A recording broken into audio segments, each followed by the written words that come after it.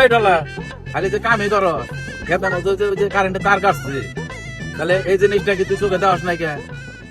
আরে মাদর সাহেব, এটা গাড়ছে 1 মাস হয়ে গেল গা। আজকে আপনি দেখতেছেন আমি নয় মাঠে কাটে আহি না, কিন্তু তুই তো প্রতিদিন মারা হস, তাহলে তুই কি চোখে দেওয়াস নাই কে? তাড়াতাড়ি তোল এটা। মাদর সাহেব এটা কি করেন? এটা আমি তুলবো নাকি? আমার কত কাম করে রয়েছে, তুললে আমরা তুলেন দিয়ে আমি তুলাম না। তোর তুলা নেবো না, আমি তো বলছি